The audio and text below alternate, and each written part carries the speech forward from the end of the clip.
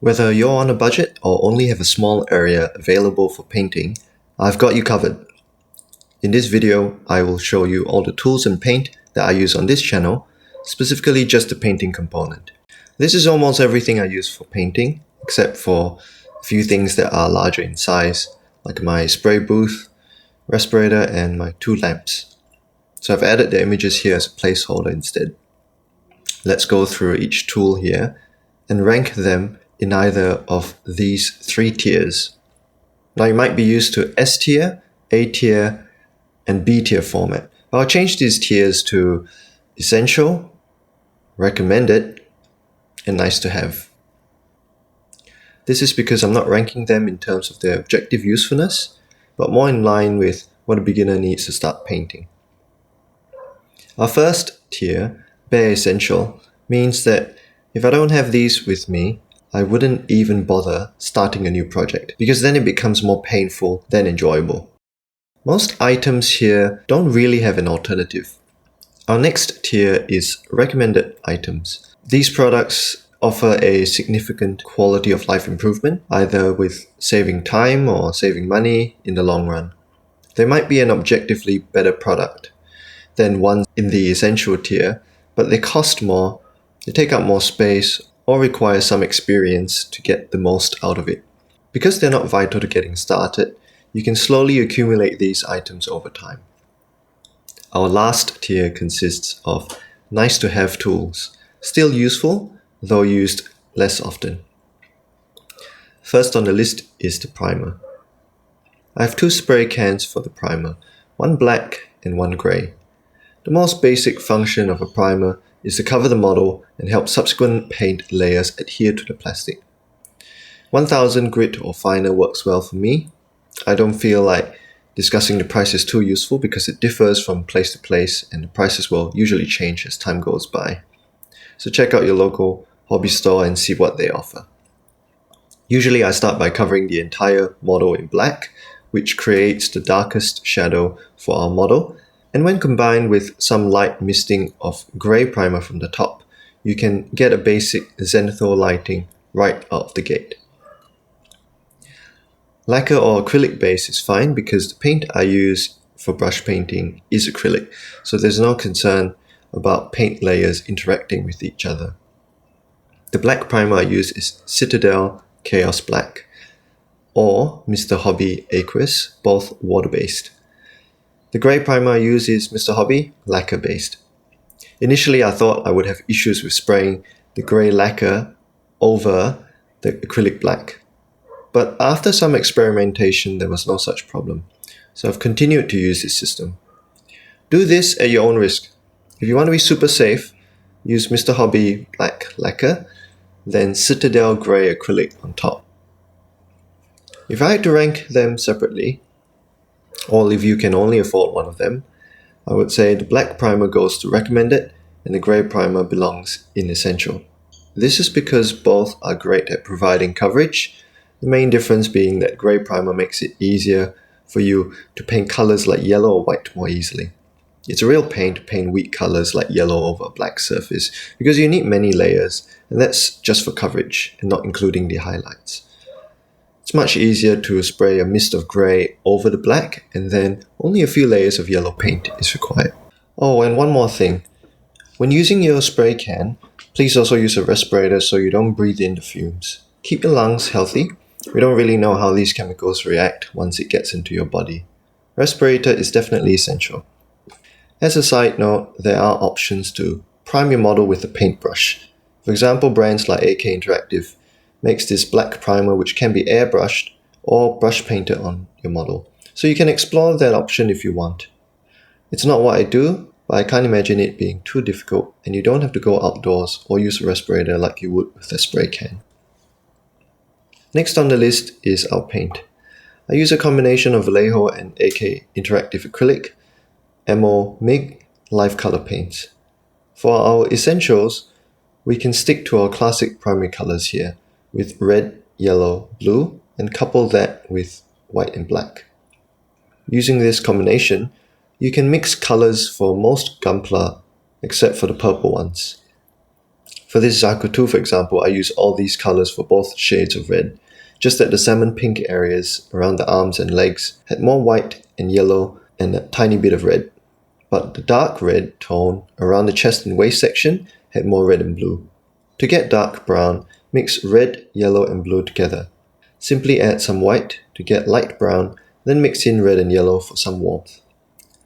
Still keeping to the subject of paint but moving to the recommended tier, I have some sand color from Life Color and Vallejo chocolate brown. So I don't have to keep mixing the same colors for every project. I also use a silver, clear orange, blue, red for beam effects or the eyes. These are made by Mig Ammo and greenstuffworld. Moving on, we also have cyan and magenta, also recommended to have. If you remember earlier on, I mentioned that red, blue and yellow is suitable for most projects, except purple. The reason for this is that red and blue are not true primary colors, and when mixed together, they give you a very dull purple. Now compare this to a mixture of cyan and magenta. You see the difference in saturation? Now to prove the point that red and blue are not really primary colors, I use cyan and magenta to mix red and blue. Have a look. If primary colors are defined as colors that cannot be created by mixing other colors, then red and blue doesn't quite fit this definition. Of course, having these colors in your collection won't hurt, and I would admit that a nice deep blue is difficult to replicate from mixing cyan and other colors. Now, it's possible that some of you are wondering if you've been swindled by your elementary school art teacher. Well, red, blue and yellow as primary colors are not exactly wrong, it's just that the more accurate primary colors are cyan, magenta and yellow.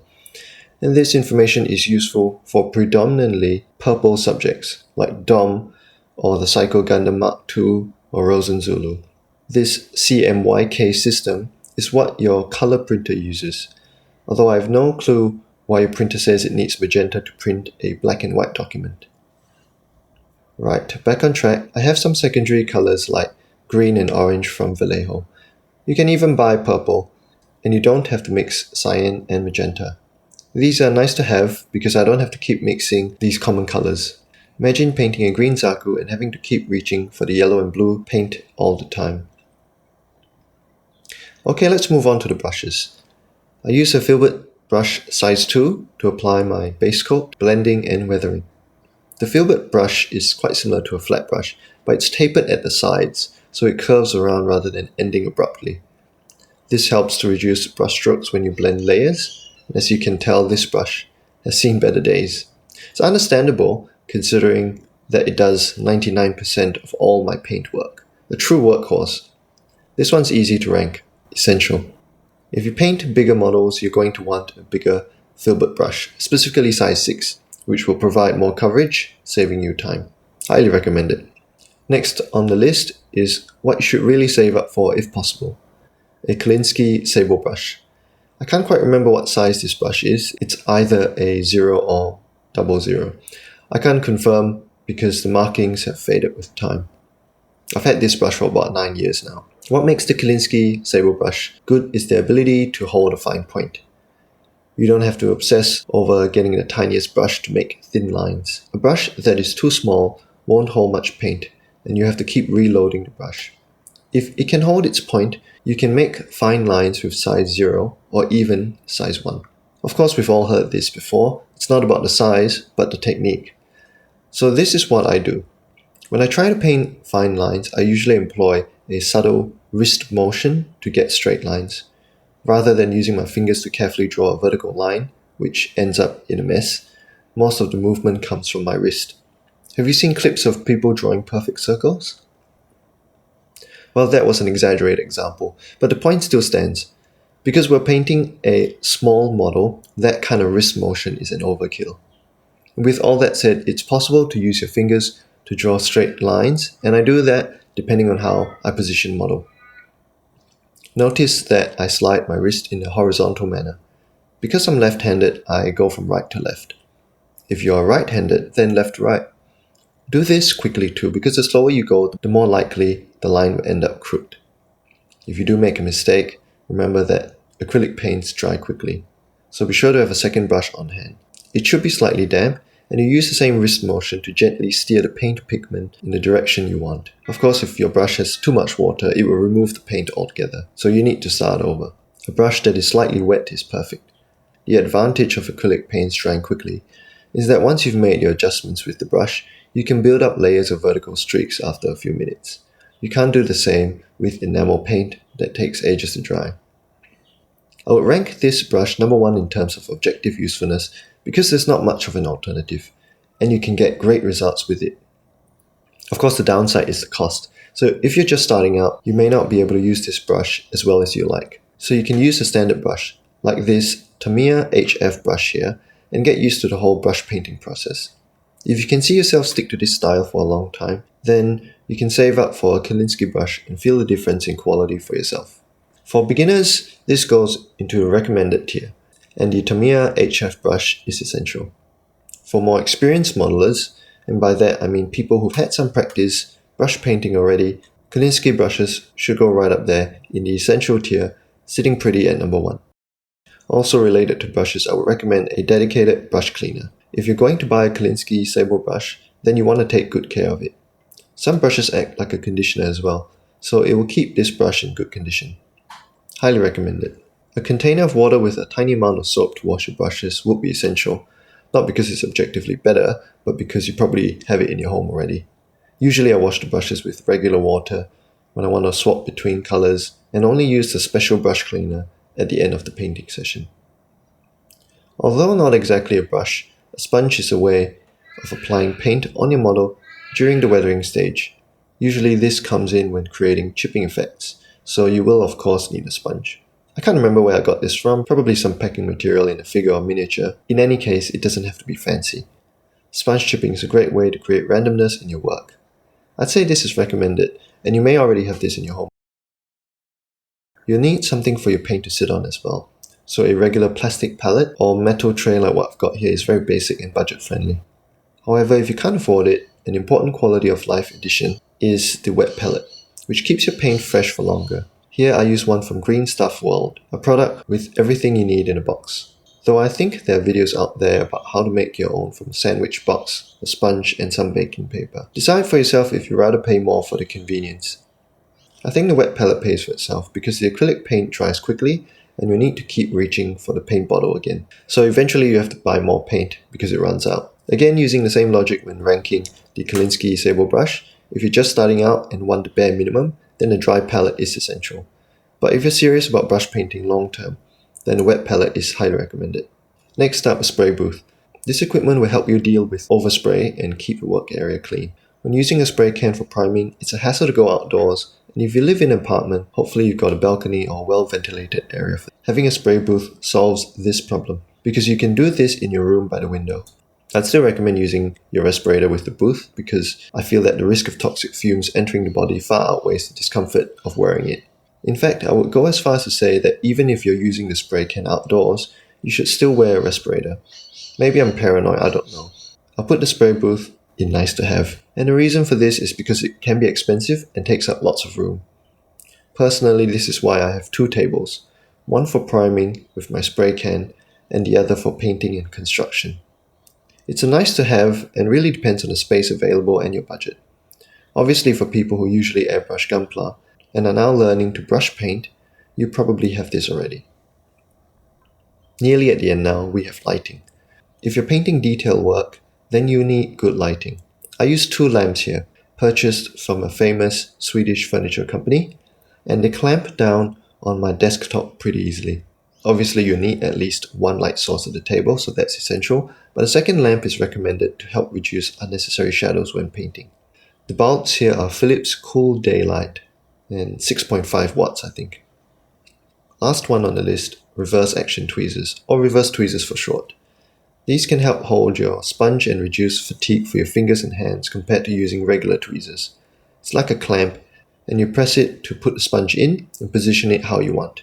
When you let go, it holds the sponge in place. It's very handy when working on large models because it takes up so much time to work through all the armor pieces. So if you use regular tweezers, your hand will probably cramp up. Nice to have for sure. So there you have it. This is my recommendation on what to buy if I was starting from zero in 2025 according to my style of painting, which might differ from person to person. If you already do airbrushing and are thinking of learning brush painting as something extra, then you might already have some of these items. Anyway, remember to check out your local hobby store and see what's on offer. There are many suitable alternatives to what I have shown here. If you think I missed something or made an error, please drop a comment down below. Now, anyone can buy tools and paint, but what's the catch? Surely it can't be that simple, right? Well, if there's one thing you should know, brush painting is easy to pick up, but difficult to master. There's still lots that I'm learning too. If you find it daunting, you're not alone. That's why I started this channel. I want to help break down this mental barrier and explain seemingly complicated concepts in an easy to understand manner. I've got a few videos already published that I genuinely feel can elevate your skill quickly if you have little experience. Check out this playlist where I share tips that you can use for your next project. I'll see you there.